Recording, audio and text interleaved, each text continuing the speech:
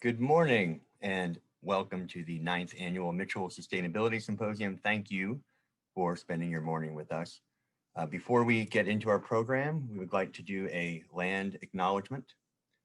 We would like to acknowledge that we are meeting on the indigenous lands of Turtle Island, the ancestral name for what is now called North America. Moreover, we would like to acknowledge the Alabama Coushatta, Caddo, Corizo Comecrudo, Huahuitecan, Comanche, Kickapoo, Lipan Apache, Tonkawa, Isleta del Sur Pueblo, and all the American Indian and indigenous peoples and communities who have been or have become part of these lands and territories in Texas. Thank you to the UT Austin faculty on the Committee on Land Acknowledgement that crafted this statement. Before I introduce Dean Goldbart and Dean Mora, just a reminder to all attendees that your video and audio are deactivated as an attendee. The chat feature is turned off. You are able to put Q&As in the Q&A chat window for the panelists, and we'll get to those in the Q&A portion of each session. You cannot ask a question anonymously during the symposium today, but you can provide anonymous feedback to us on the symposium or the plan or anything else you hear via the website, and the QR code will occur during the breaks. So now we'd like to turn it over to Dean Paul Goldbart with the College of Natural Sciences and the chair of the President's Sustainability Steering Committee, and Dean Claudia Mora, Jackson School of Geosciences, who's the vice chair of the steering committee. Well, good morning and welcome everybody. And thank you, Jim. And let me especially highlight your leadership, your commitment on the absolutely critical issue of sustainability.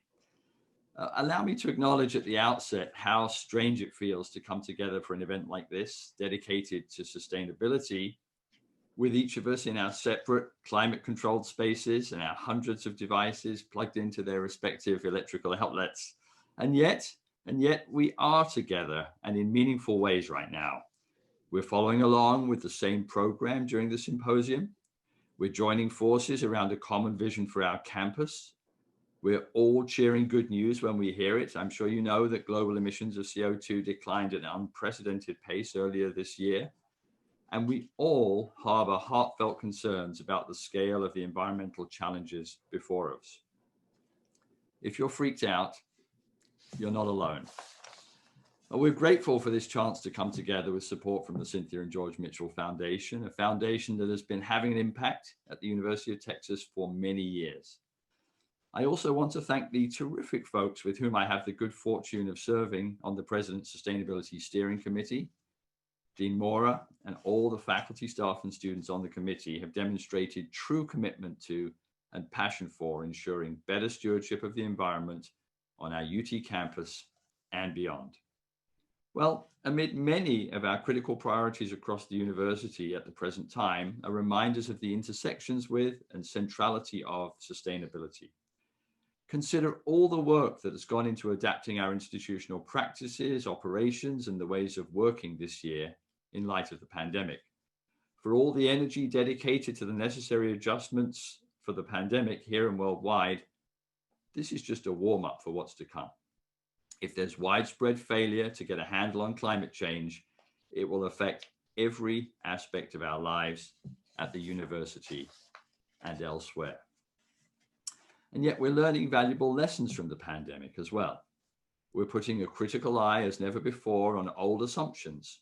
We, like many institutions, have spent much of the year examining where past patterns and systems held members of our community back from full inclusion and acceptance. We have looked squarely at where we can begin to pave the way to a truly equitable future. Here too, sustainability belongs in the conversation. In terms of the human race, nothing matters more for the basic health and well-being of the most vulnerable among us than preventing the extreme warming that scientists have foretold. Our campus focus and the whole world's is clearly on public health. And here again, the overlap with the environment, with environmental sustainability is clear. Individual health may be determined by metrics related to heart and brain function, pain and disease, but public health, community health is defined by more, Not only vaccinations and herd immunity, but also clean air, water and land, thriving soil, natural resources, pollinators, all the things we depend on if we are to have what we need for healthy lives. It's time for those of us at top-tier research universities to accept the opportunity upon us to lead in this moment. In the past, we've got ourselves into a bind when we've turned inward or remained silent, when we believed in the name of freedom in letting people say or believe what they choose without challenging them, even when that amounted to letting the natural world go unprotected. Now, the planet and its people need us to act. There has never been a better time to build thoughtful bridges to others, to bring along all who share with us a common love for the beauty of the natural world, and that's everyone. When something like a pandemic hits, we learn to come together. We learn that it takes a village, and that all of us from our separate stations and bringing our unique talents have a part to play. I hope you'll listen today and find your place in the grand orchestra that needs your presence. And with that, allow me to turn things over to Dean Claudia Mora of the Jackson School of Geosciences. Thank you.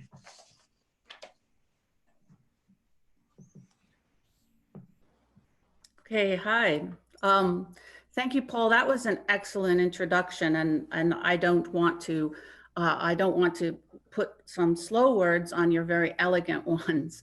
But what I'd like to do first is to thank everyone for your interest in today's symposium.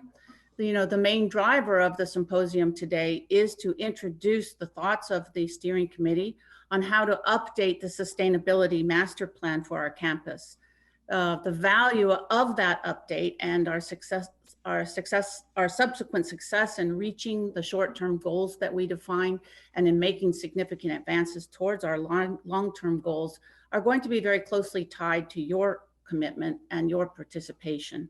And so we hope that this symposium will inform you, but also inspire you and motivate you to participate in helping our committee redefine and meet new sustainability goals for the campus.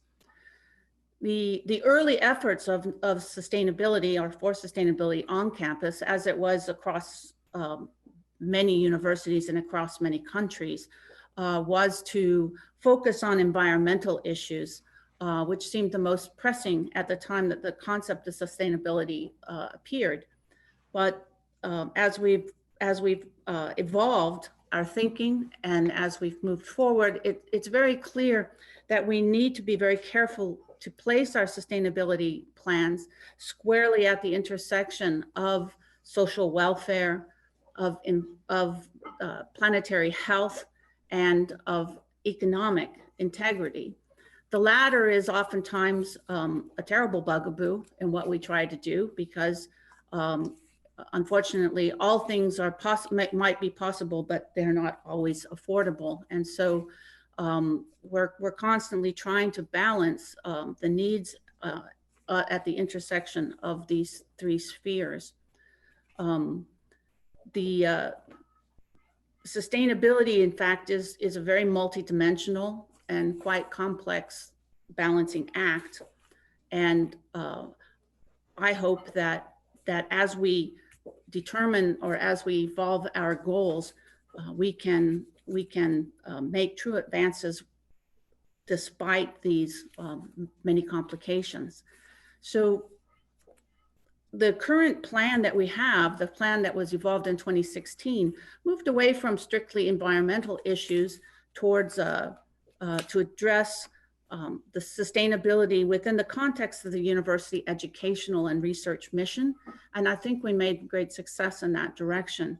But as the need for a revised plan, we hope to capture the changes that the last 5 years have brought us. And as Paul spoke to, those include a very urgent need to address climate change and climate change impacts, an urgent need to be thoughtful about addressing equity and social justice issues around climate change, and also a heightened need to address public health.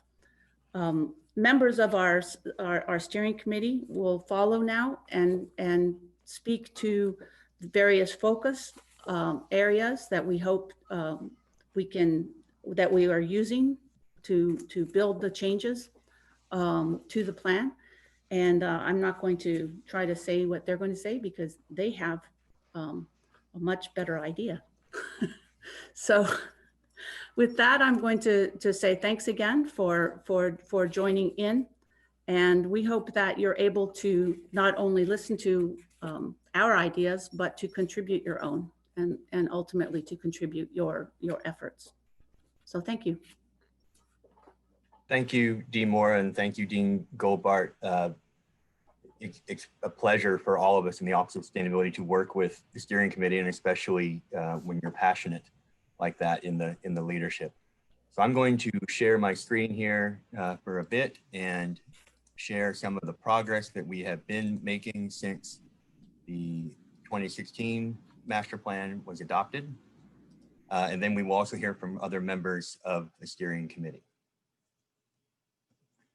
So just a little bit of history here. The UT Austin campus is currently 485 acres. Back when it was the 40 acres, we started becoming energy independent and we switched from coal to natural gas, and that has been our system ever since then. And in the last several decades, we've really focused on efficiency within that supply, energy supply system, and that has kind of rippled out into a lot of other aspects of campus sustainability. Student engagement, the Campus Environmental Center was founded in 2002. It's the longest running student organization on campus focused on sustainability and the environment. Continues to be a very strong element. And the President's Sustainability Steering Committee was formed in 2007. I won't go through all of these, but just to show you some of that really are the depth of our history is really just the last 2 decades. But we've come a long way in that time. The President's Sustainability Steering Committee has a fairly broad charge. It is a group that is made up of faculty and administrators and students. They make recommendations up to the president and the provost and the CFO on policy and practices, as well as kind of tries to get a handle on communications. It was first chartered in 2007 by President Powers. The Sustainability Master Plan that we're currently operating with, as Dean Mora talked about, was in 2016. It had 6 major goal areas. There's about 161 goals and strategies in that document. I'm not going to hit on all of those today. I'm just going to give you some of the highlights as we kind of set the stage for the 2021 update.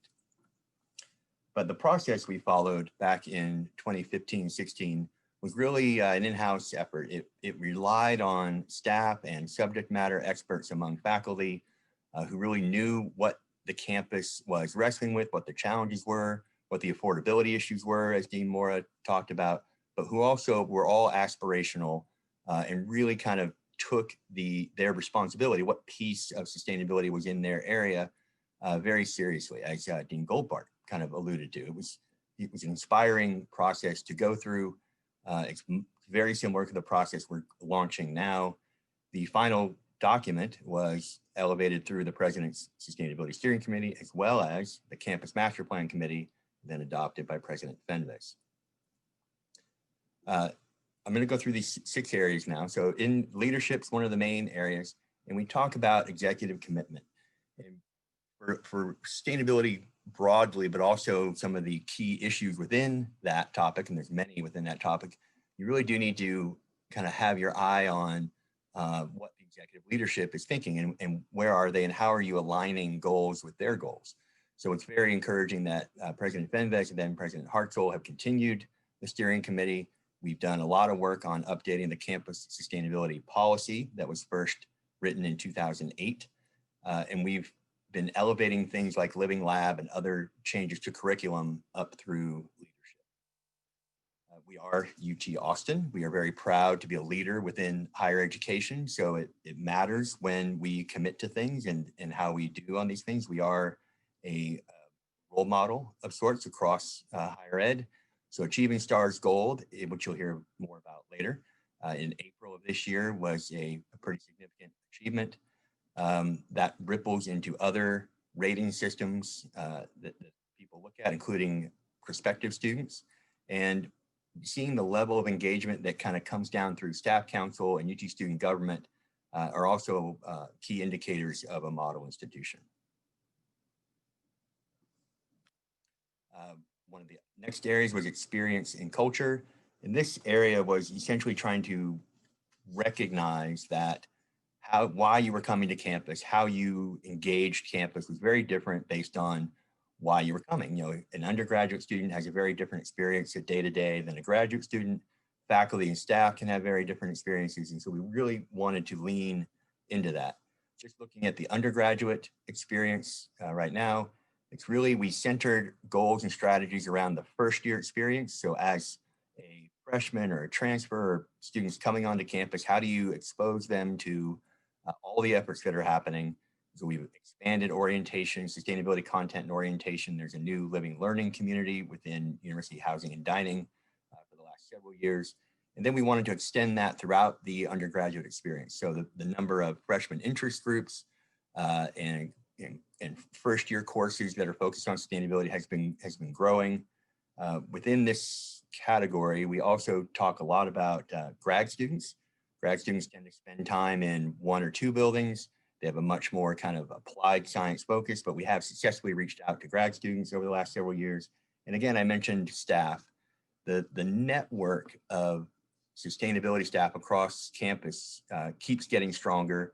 There keep being more frontline staff and middle management staff who see sustainability as part of their job function, as part of their performance. And that network has continued to get stronger. Opportunity and affordability is an area where we were looking at systems that the university invests in that everybody engages with every day. No matter what your role is on campus, student, staff, you are engaging these systems every day. You know, you have a food, you have a commute pattern, you have a wellness affects your performance. So we wanted to talk about those systems. Just looking at the food system, we wanted to be sure that people had access to healthy food. We did not meet our target of producing a state of the food system report.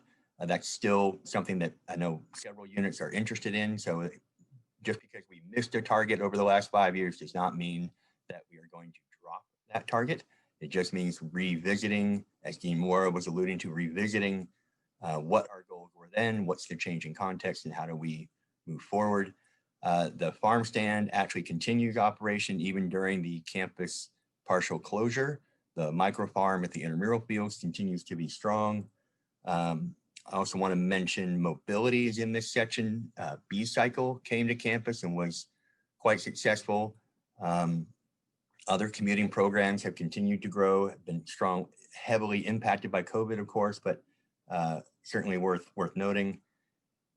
We also, in the last couple of years, updated the flexible work arrangements policy, which created a lot more opportunities for people to not have to commute to campus if their job function allowed it. And also, I have to mention the UT Outpost, which was a response to food insecurity among students, which has continued to grow and provides other services to students now. So it's a nice reflection that you can make an effort in one area and it has positive further effects. So we are, of course, an educational institution. So teaching and research was a large focus area in 2016, just focusing on a couple of aspects. The core of our efforts are in curriculum, in the courses that students take day to day. The easiest thing to say is that you want to increase the sustainability content or the social equity, social justice content, course by course by course, degree by degree. And that's an ongoing effort. There are a lot of courses, of course, across the university that require that kind of focus. That is ongoing. And the Mitchell Foundation has actually been very instrumental in funding course development awards over the last several years that help us increase that amount of content. There's 2 new degree programs have been established in the last several years, and one of those has an amazing growth, the BA in Sustainability Studies, which reflects student demand. We didn't meet all of our goals in this area, so we still have some work to do that we're going to revisit to see if these are still things we want to pursue in curriculum.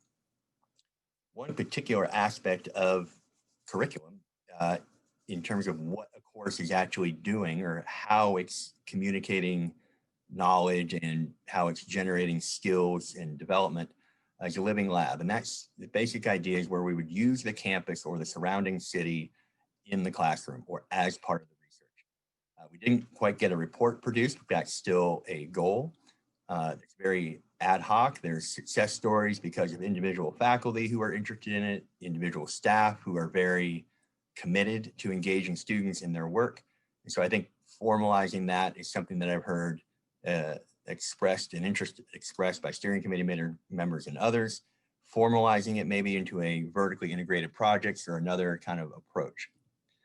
Actually, before I move on, another thing in teaching and research, the Green Labs program is continuing, and that is with some corporate support, which is fabulous.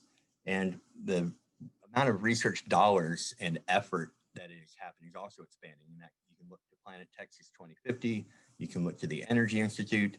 There's a lot more renewable energy research on this campus than you might think, and that continues to grow. So our conservation area is where you find the real environmental programs that most of us kind of think about when we're thinking about the sustainability efforts. And I'm just going to focus on a couple. Within energy, we had a strong goal to reduce the energy consumption of campus by 20% per square foot by 2020. The Energy Management and Optimization Group met that goal in 2018, well ahead of time, and have reconfigured their approach. So that's a fabulous success story within energy conservation. We do not have significant renewables investments. We have about 0.5 megawatt of solar installed on campus.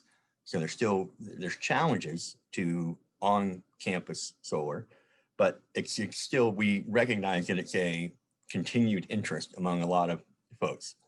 And energy continues to be a huge kind of area of both success and opportunity for the campus. And then resource recovery, this is zero waste.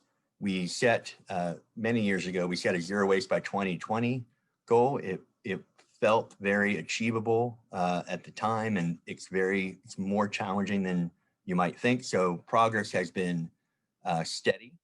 The Zero Waste Workplace program continues to expand.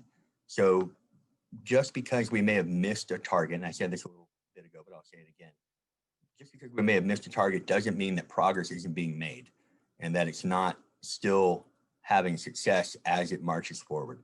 But I know there's a lot of interest in zero waste, recycling and composting and diversion and reduction, the entirety of zero waste, and that continues to be a focus. Athletics should get a lot of kudos over the last several years for being a zero waste leader. A lot of things are a bit unclear about our large events, but I think that will continue to be a focus with zero waste. And in the last area, then our effort 5 years ago is partnerships.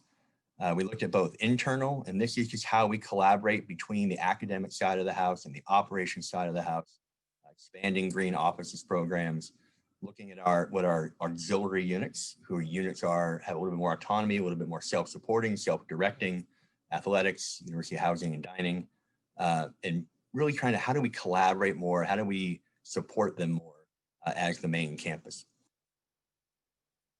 And then external partnerships. And this is kind of looking at where we could collaborate with the city of Austin, and where we could have and go beyond just the kind of the one-off ad hoc faculty partnerships with the city, recognizing that our foundation partners, such as the Mitchell Foundation, and corporate partners, such as BASF, who help with the Green Labs program, but many other corporate entities, and look for the positive alignments there, knowing that we may not always have alignments, but that we should emphasize where we do and to continue to pursue those. And then working with other higher ed institutions. We have a great working relationship with A&M, with a lot of the other institutions in the Austin area and statewide through the Texas Regional Alliance for Campus Sustainability.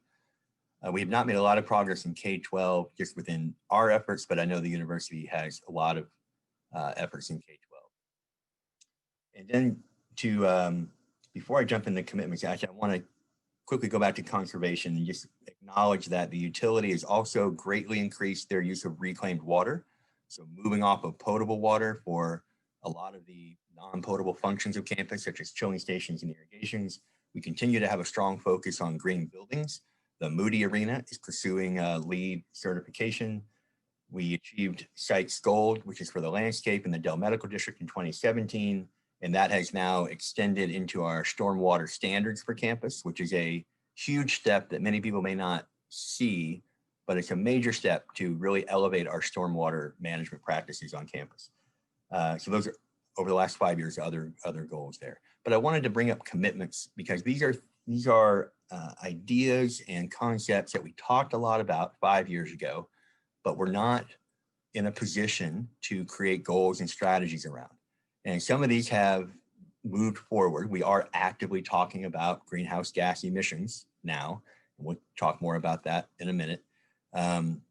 We are actively working more on town and gown relationships within the city of Austin and the Central Texas region.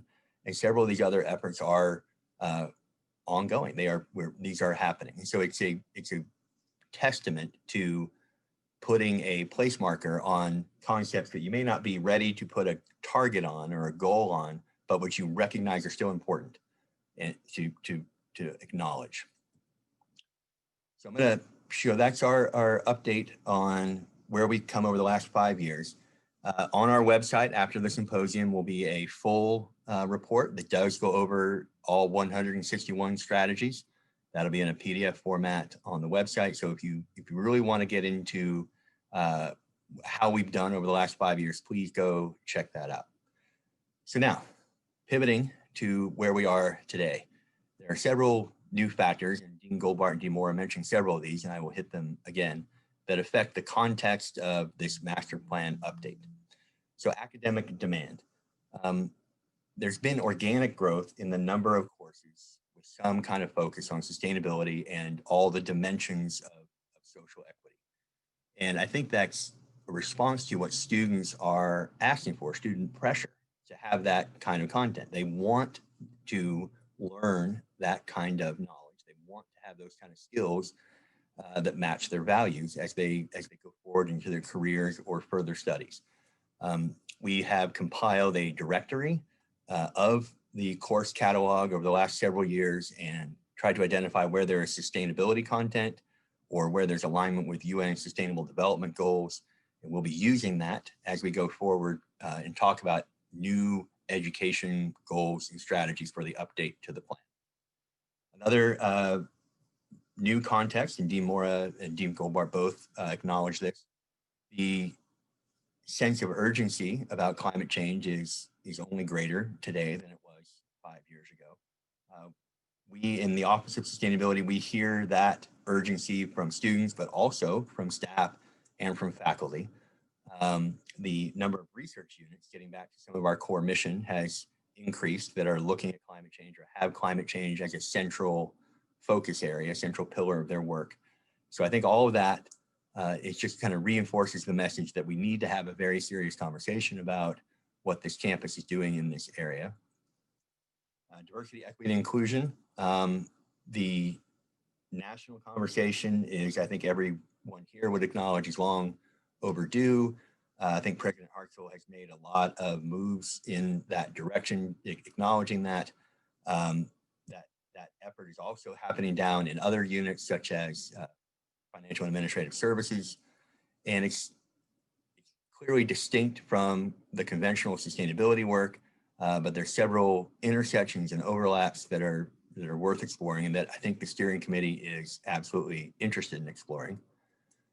As Dr. Goldbart mentioned, the COVID pandemic is greatly impacting campus operations. I don't think that we're quite understand what all the impacts, both near and long term, will be, but we are actively planning for them now. Clearly, the impact on daily commuting has been dramatic. I think the impact on business air travel has also been dramatic. Even the data that we just have so far reveals that.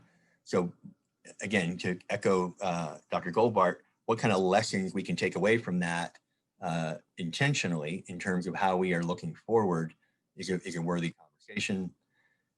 Future of mobility, so related to that impact on daily commuting, Project Connect passing and the idea of expanded mass transit over the next 5 to 10 years is something worth planning for now and thinking about now. It connects back to one of the commitments that we thought about 5 years ago, the connection between transportation and housing is something that is well researched, well studied, and something the university might want to look at in more depth. And then public health, and I won't be able to talk about this in greater detail than the two deans were able to, but acknowledging that public health and our role in it with the cornerstone of the Dell Medical School and College of Natural Sciences and other units is very much an area worth exploring. We did not explore this 5 years ago in any great measure.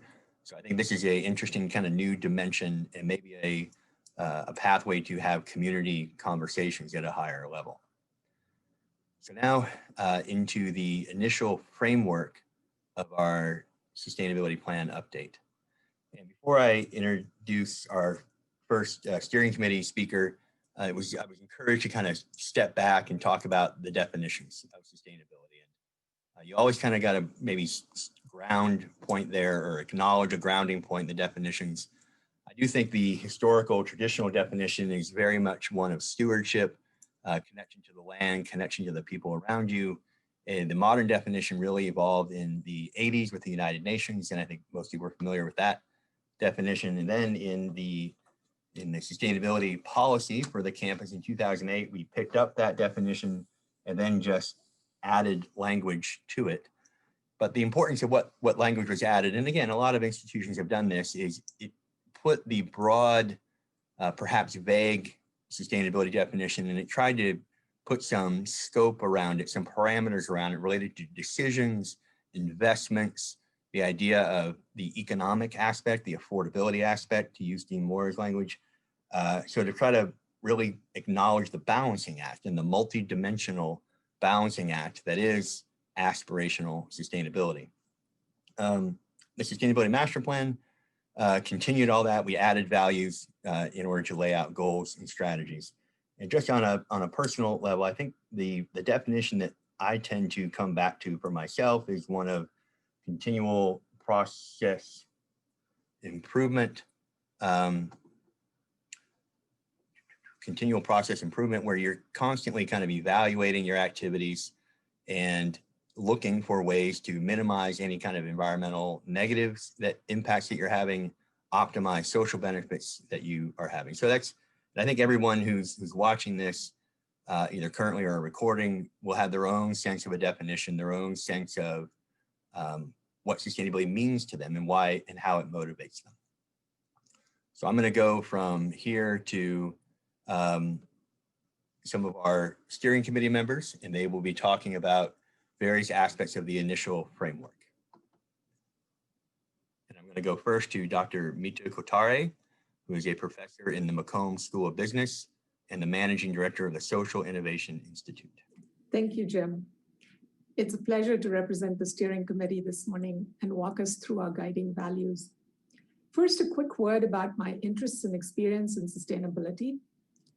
As a finance professor, I believe that sustainability is not just a moral obligation, but a value-creating proposition for the university and the world. I've been engaged in the teaching, research, and practice of various areas of sustainability at different times over the past 20 years. A quick word about the Social Innovation Initiative, of which I'm the managing director. We're an interdisciplinary hub for all UT communities interested in business innovation to create positive social and environmental impact. Our programs like LIFT and TSIC are available to students across campus. As Jim mentioned, we take a broad view of sustainability that includes economic development, social prosperity, and environmental protection. These are interconnected issues. Climate change, for instance, affects underserved populations disproportionately. Conversely, underserved populations often do not have the resources to be stewards of the environment. If we fail to create more just and equitable economies and societies, then environmental protection will take a backseat. Similarly, the sustainability plan does not end with campus operations. It is a lot more than that. At the operational level, we have campus energy usage, waste management, water conservation, and so on. Our sustainability goals must be aligned with and included in our educational and research missions as well. So this goes beyond campus emissions. So in addition to thinking about sustainability in different areas, we also find it useful to take a stakeholder approach to sustainability. Our different stakeholders interact with our operations and missions in different ways. Our students might be more concerned about, at any given time, a sustainability curriculum or about food access on campus. Our staff might be concerned about fair working conditions and HR policies. Our faculty about teaching DEI in the classroom, or funding for new areas of sustainability, which is a new field in research to some extent. So we must look at sustainability from the vantage point of each of these stakeholders in order to build an inclusive agenda for the future. Broadly, we classify these stakeholders as staff and faculty who are the employees of the university, our students who are our primary audience, and the community beyond, including alumni, community partners, practitioners, and so on. So let me start with our guiding principles and guiding values rather from 2016. So briefly, these were defined as stewardship, which is managing efficiency and effectiveness with our natural and human resources, well-being, acting with compassion for ourselves and those around us, innovation, pursuing better resolutions to the next challenges, social justice, investing in inclusion and fairness in all endeavors, and resiliency, as it was called in the plan, which is planning for the opportunities hidden in the uncertainties of the future. I would like to highlight a couple of these. We don't have a lot of time today, but I wanted to talk about these two and our current thinking on them, and also a couple of issues going forward. So the two values that I want to talk about are social justice and resilience. So we will use a social justice framework to guide and strengthen diversity, inclusion, and equity at UT. As I said, this is a big part of sustainability. It is only when we address these issues, when we address issues of justice, issues of access, issues of marginalization and systemic injustices, that we can fully and correctly advance a mission of diversity, inclusion, and equity. This year has taught us many lessons, and it has reinforced our commitment to use this lens to guide all our work in sustainability.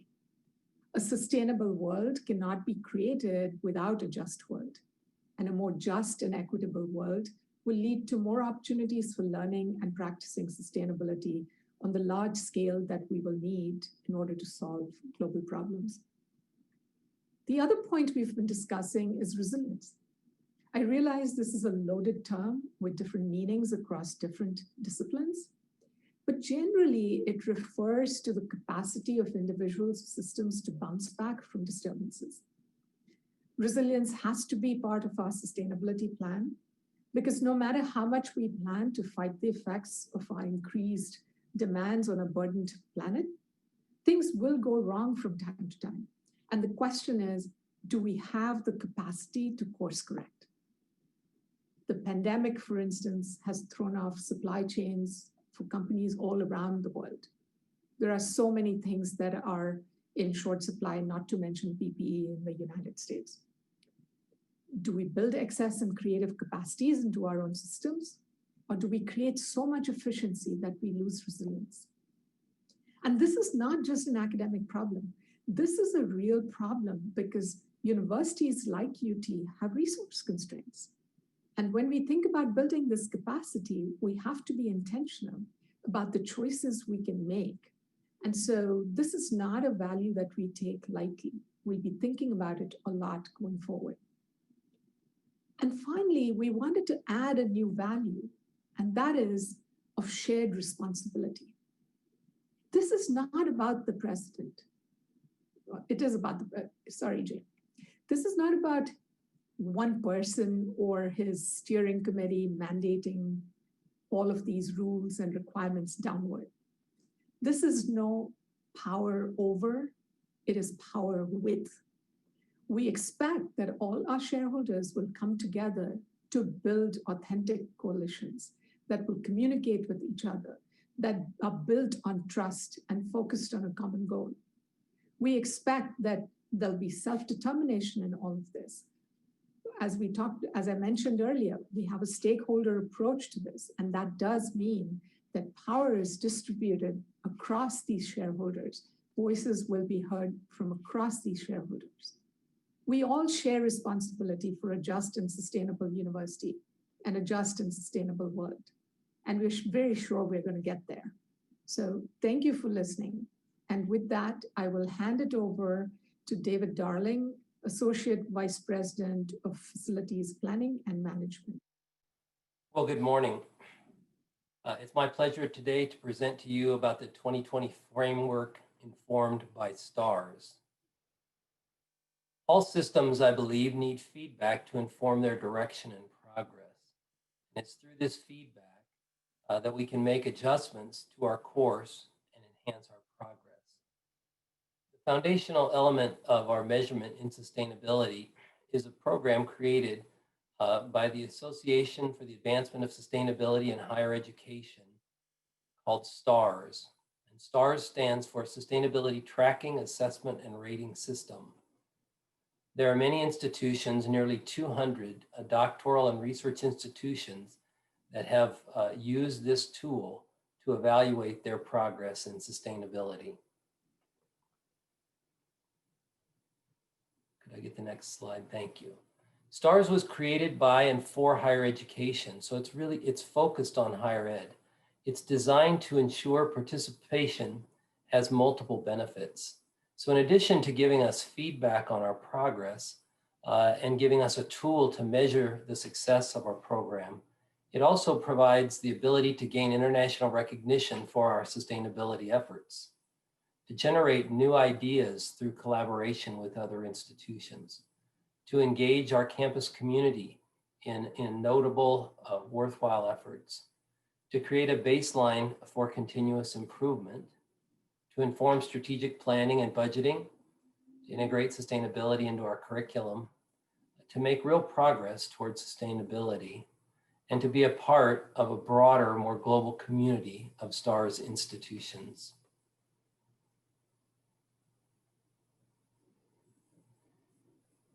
Over on the right side of the chart, you can see the various ratings and the various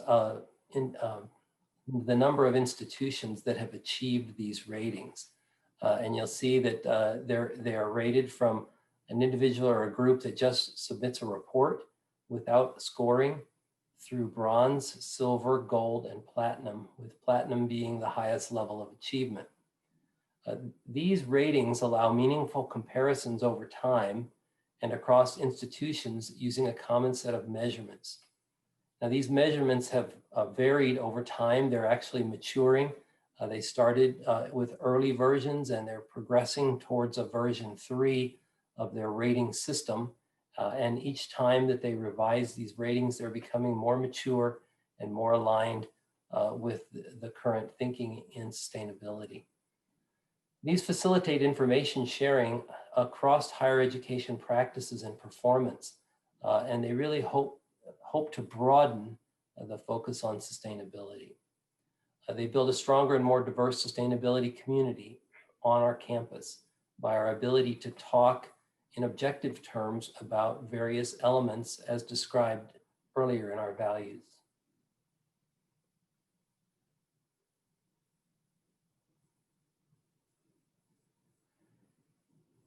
UT Austin has been involved in STARS and in ASHE for a long period of time, since approximately 2009.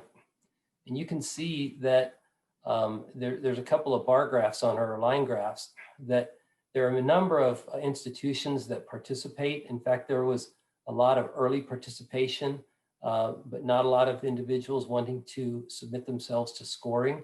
Over time, that has grown dramatically. But the same is true about the dark orange line, those who have submitted their institutions for ratings. And you've seen a significant increase, or you see a significant increase from 2018 onward. And up at the top of the chart, you'll see UT Austin's progress. We were an early adopter, and we achieved silver status very early. And you'll see that was under, at the very bottom, STARS 1.0. That was the first version of the STARS rating system. We achieved silver status, and over time, we've steadily increased our score and climbed from silver to the very enviable position of gold in 2020. This is a significant and major achievement. And what you'll see by this, I think, from UT Austin's perspective, is that we weren't a flash in the pan. We were not a group that lacked resiliency, but instead, we have progressed over time, over the last 10 years, steadily until we've achieved gold status.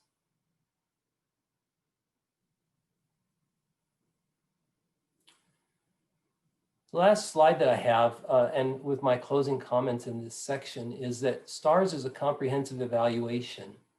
And this shows the STARS distribution credit throughout this pie chart to emphasize that sustainability and sustainability tracking is more than operations. You'll see that operations is a large element in the gray.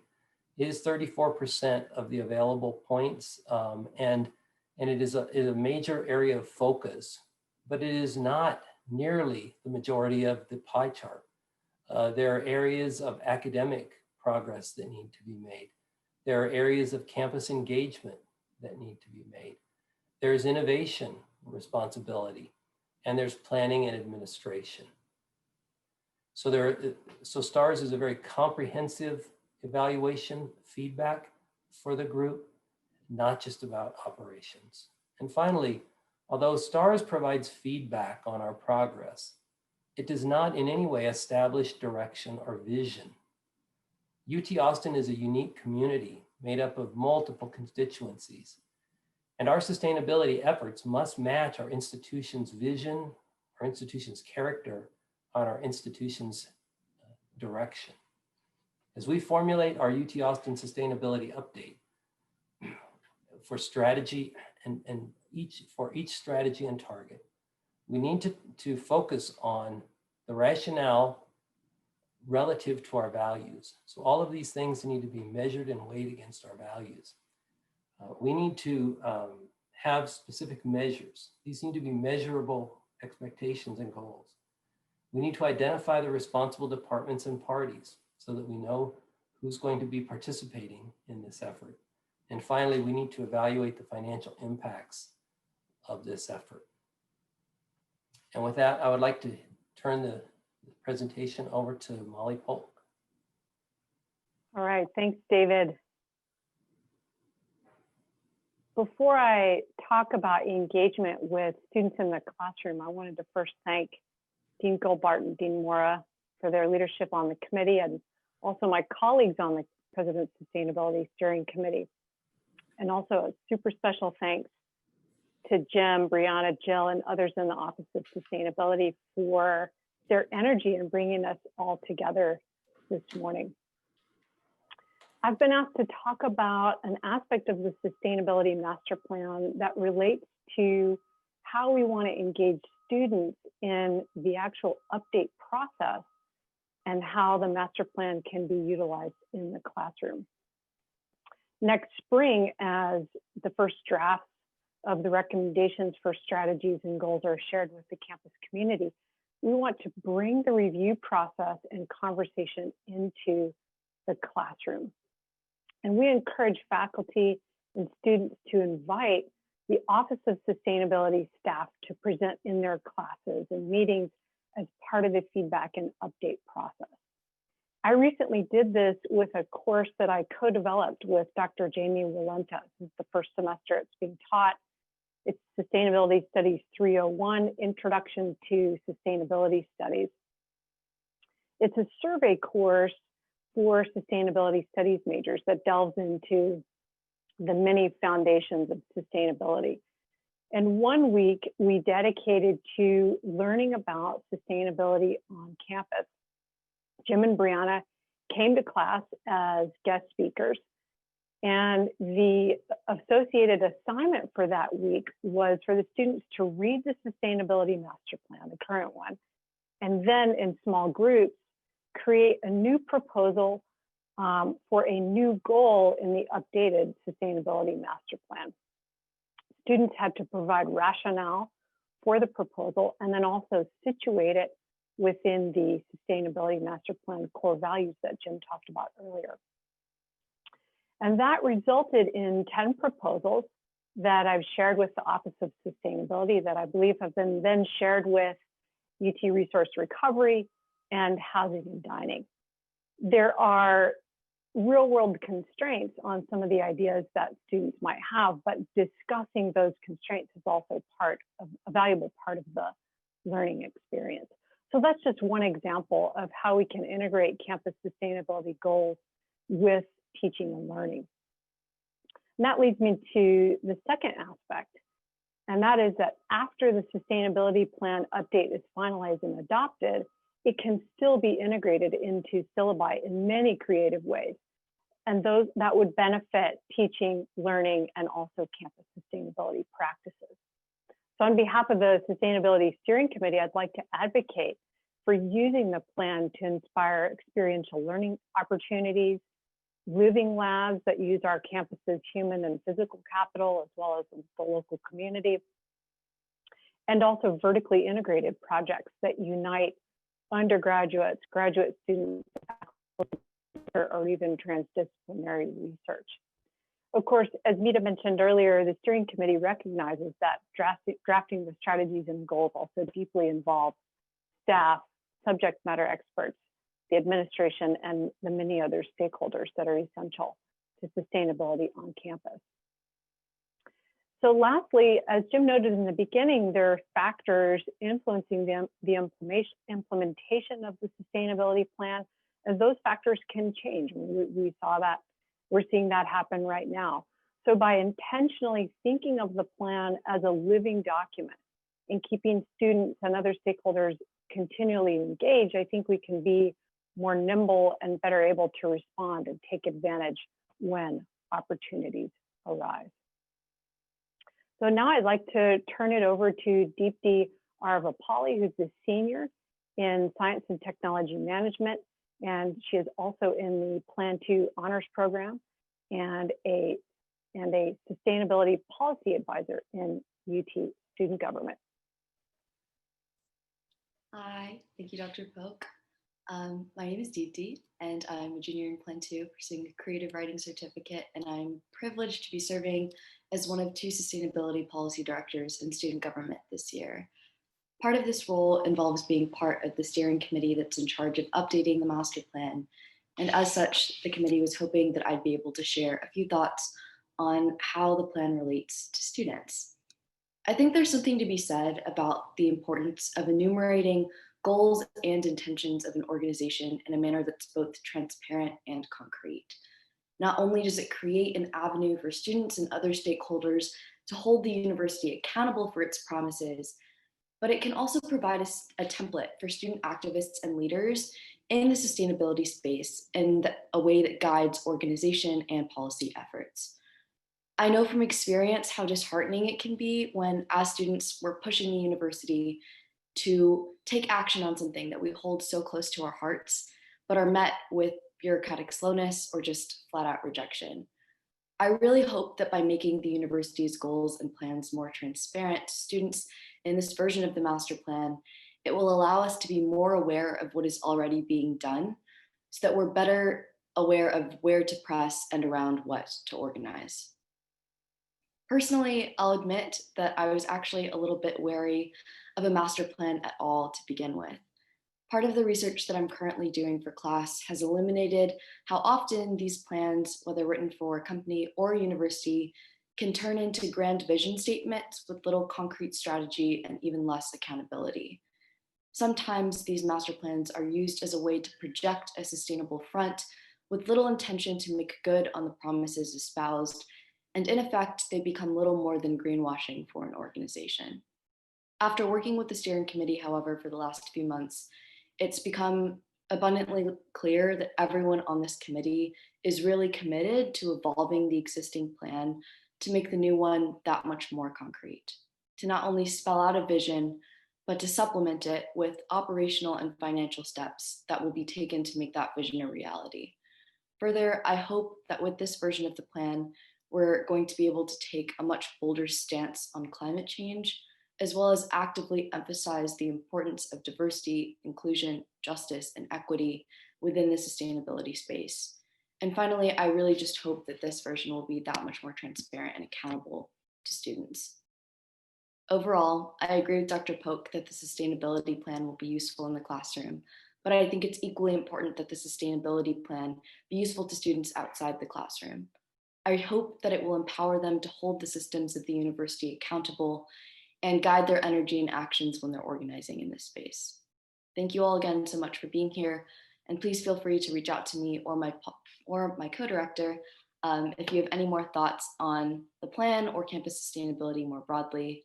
It was an honor to be here, and with that, I'll hand it back to Jim.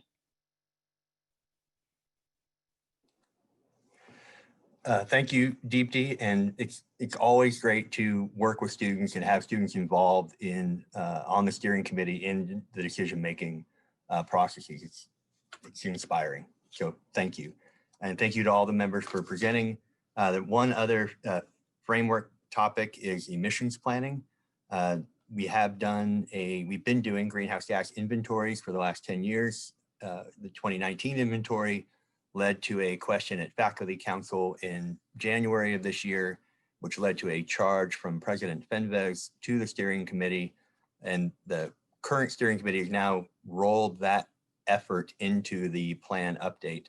The deliverables of that charge from January from the president were to review the sources of emissions from the 2019 inventory, forecast future emissions based on university growth patterns, which have been impacted by COVID possibly, propose strategies that are both technically and financially feasible. And I think you heard a lot of that echoed in other comments, and develop further activities and a timeline for emissions planning.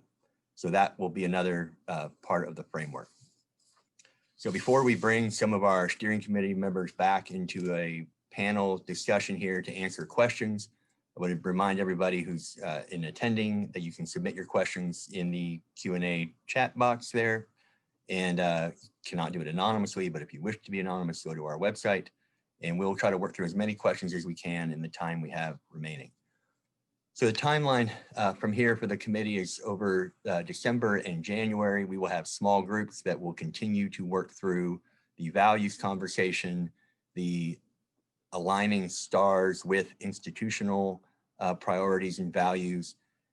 We will then use January and February to start reaching out to giving presentations, whether to student orgs, to department meetings, classes. We'll really look for your invitations as well as proactively reaching out. February, March will be the steering committee refining the goals and strategies, refining all the rationale that David Darling touched on. And we very perhaps ambitiously still have a sense of wanting to deliver something to the president's office in April. So that's our framework, and engagement is a key part of it. And as you heard, and we look forward to meeting with all of you in your respective settings. So we have about 20 minutes remaining in this session for Q&A. I saw that one question that came up in the Q&A, and I might pose this to both to Dean, Maura, and Molly here initially, because I think you have some networks beyond just the campus. But the question was related to how are we coordinating with other universities or colleagues across higher education in our sustainability efforts? I think certainly STARS, as David talked about, is a network like that, at least from an operations point of view. There's a lot of us staff that are coordinating, but are you all as faculty or on the academic side, how are you working with other universities related to sustainability efforts or climate change or any of it? And you'll have to manage your own unmuting, I think. Sure, I can start. One example, so I am a geographer by training, so I attend the annual meeting of the Association of American Geographers every year. And the last couple of years, there have been a number of sessions, special sessions organized at that conference where participants, mainly faculty, are thinking about how to create these kinds of relationships across campuses. So I've developed some relationships there with the other UT, the University of Tennessee at Knoxville, some schools out in California. So that's been really fruitful to think about those initiatives and particularly how they relate, at least to my own disciplinary training. I don't know, Claudia or Paul, if anybody else want to take a stab at that kind of cross campus or cross university collaboration.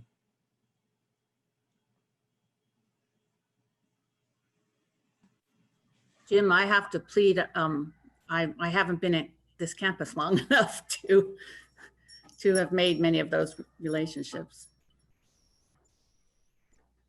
I'll just chime in by saying that I haven't been here that much longer than Claudia, but I'll say that as many of you know, there's a large group of strong North American universities called the AAU, the American Association of Universities. And in the past, the deans have got together annually and had a good conversation about all sorts of issues. But in this era of COVID, we've actually been getting together virtually about every 2 or 3 weeks, and that opens up a really good channel to infuse and enrich the conversation with these topics.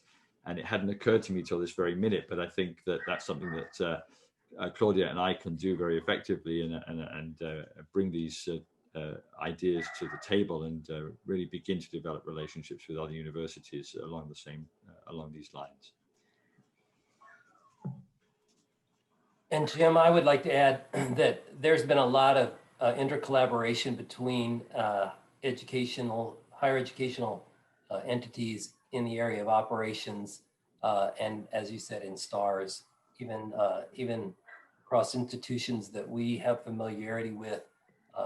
We have all kinds of, we have APA, we have all kinds of institutional societies in which we talk about energy density, zero waste. There's all kinds of collaboration in these operational areas. Right. I'm going to pick another question here that is really, I'm drawing it from the pre-registration sign-ups. We had over 250 people register for the symposium today, and we gave them an opportunity to express their concerns. Surprisingly, there was a lot of interest in divestment or how the university's invested, and wondering if we're going to tackle it in the sustainability plan. And Deepti, I may ask you to comment on your sense of student interest in this area, but it's clearly in the commentary, we've been hearing about it for years. It's a challenge because as UT Austin is part of a larger system of schools, the investments are really managed not at the institution at the UT Austin level, they're managed at a higher level. Doesn't mean it's any less important to people. So it'll be interesting to see how we kind of tackle the investments, divestments, all that kind of conversation. But I don't know, Deepti, if you want to comment on that as well. Part of the initiative that we have been running as policy directors this semester was restarting the Sustainability Roundtable, which is a place where all of the sustainability and justice-related orgs on campus can sort of come together and talk about common goals and interests in projects between us that we can sort of help each other work towards. And a really big topic of conversation at our initial interest meeting was divestment and how we can make that a long-term goal of the roundtable moving forward. And I think that there's a lot of student support for it. At the same time, I know that a lot of us understand that with something as large as UT's endowment, it involves a lot more than just the University of Texas. It involves the entire system. And so I don't think that we're under any false hopes that this is going to be an easy process or a fast one, and that it's going to take time and organizing with other campuses within the system to hopefully make change on this front. but I know that it's something that we are hoping to continue to be able to push forward and have more conversations about. And I think it would be interesting to see it addressed in the master plan, but obviously that falls to the committee to decide. Paul, were you wanting to touch on that? Yeah, I'd be glad to. I would say that I think I want to highlight the importance of ongoing sustained activity, mutual education and pressure, because you never quite know when the opportunities are going to arise. And I'll just turn back to the very important events of the summer and the quest for racial justice as an analogy, and say that perhaps much of the progress that came from groups and areas where there were already communities well organized, well educated, with a clear position and mission, so that when opportunities arose, when the system, so to speak, was in a position to give, that's where progress really comes. And that's why I would say that one shouldn't be discouraged when one doesn't see progress. One should sort of gain some fortitude and organize and make sure one really understands the issues, because then you're really well positioned. So as Louis Pasteur said, chance favors the prepared mind. And so I think that's the stance to take.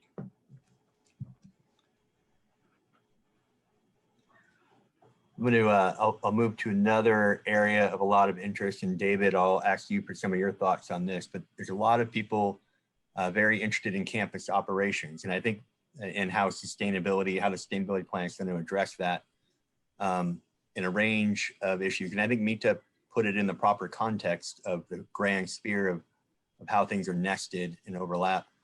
But some of the operations ideas, both in the Q&A this morning about on-campus sequestration or carbon capture on campus at our power plant, recycling and zero waste continue to be a high level of interest. Renewable energy continues to be a high level of interest. Landscape, how we're herbicide-free campus, which we already are, but still kind of a lot of interest in just the details of campus operations, big projects, small projects. I think we do touch on those. STARS will drive us there, but what else might you comment on related to how we're going to approach campus operations with the sustainability plan?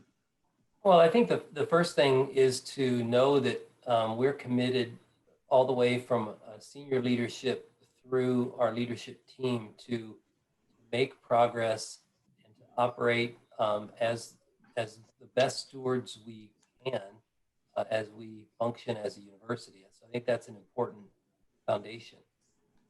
I guess the next thing that needs to be better understood is what we're already currently doing, so that people have a recognition that many of the operational methods and ideas that we've implemented have been guided by sustainability issues.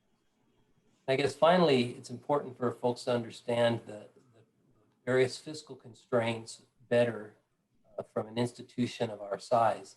We have billions of dollars invested in infrastructure and in our operational methods. And so change is very incremental often and sometimes unseen. And there needs to be patience and understanding that for example, to increase our photovoltaic production on campus it seems easy, but it's actually a long-term program that requires first available land, next the size of a unit that produces power at a cost point that is feasible, and there are a lot of constituents involved, as well as the fact that we're a very constrained urban campus that has long-term plans and needs for the space. So I think we're very constrained, but we are very committed and working towards that. Great, thank you, David. Claudia, did you want to?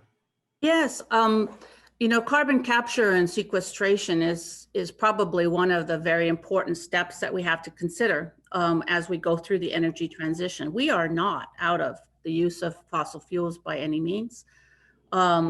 But the ability to capture and sequester it in a geological way is going to be almost a requirement, I think, of being able to control carbon in the near-term future. And the Bureau of Economic Geology, which is within the Jackson School of Geosciences, has had for more than 20 years the Gulf Coast Carbon Center, which is a research center that has been focused on carbon sequestration, geological carbon sequestration.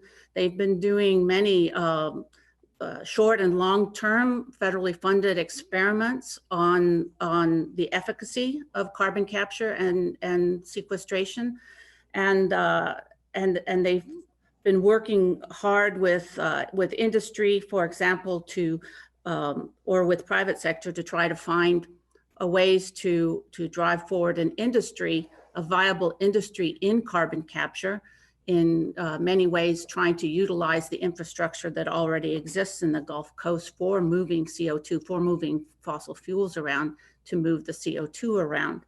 So I think this is a very, very important part of how UT can contribute to the efforts to reduce fossil fuel emissions. And I just wanted to point that out. We have a long history of research in this area.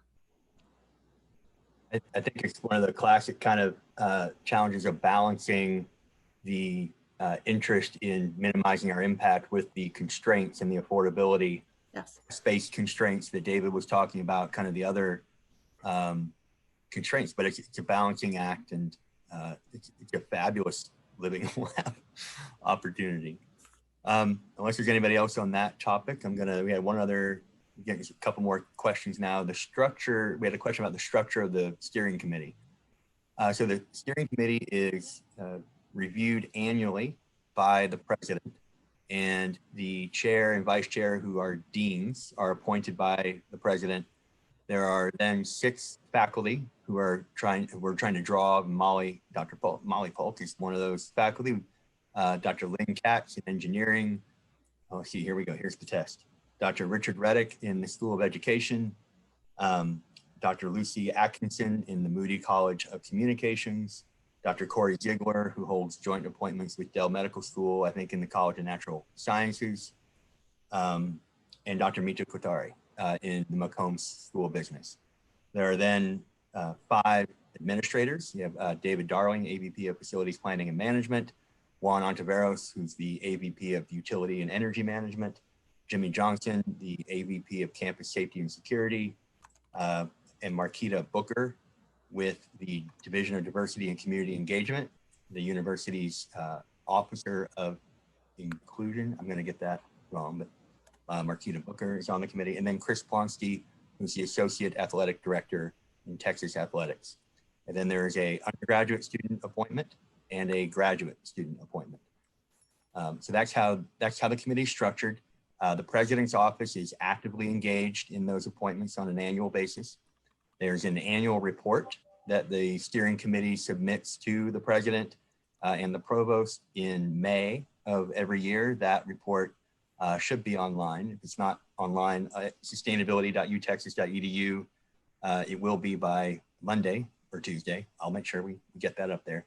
So we try to be transparent. We probably have a lot of work to do to deep these comments, but we do make an effort at the steering committee to share what we're talking about and how ideas get elevated. I think if you email sustainability.utexas.edu, we will share those comments with the steering committee. We have a survey on our website currently that can be anonymous, where you can share ideas and comments to the steering committee as well. And there was another, what actionable plans does the new 2020 plan have in addressing climate and social justice? So we're kicking off the sustainability plan update process today. And I think you've heard that there's quite a deep degree of interest in social equity, social justice, the dimensions of that, exploring that in an authentic way. I think we are going to be careful that we don't overreach or move too quickly into that, but that we do that with a strong engagement with the campus. And the climate planning and emissions planning will certainly also be a conversation, but we are being deliberate in establishing the values and the foundation first before we kind of launch into a overarching high level goal. And I don't know if anybody else wants to comment on that. I think you got it just right, Jim. Well, we don't have any more questions in the Q&A. I could up something, or we could all do so a quick closing comment before we take a quick break. All right, thank you to the steering committee members being on the panel. Thank you to the attendees for the morning session. We are going to take a quick break. There'll still be a carousel slideshow playing during this break, but please come back at 10 a.m. here in about 10 minutes for a student-led town hall.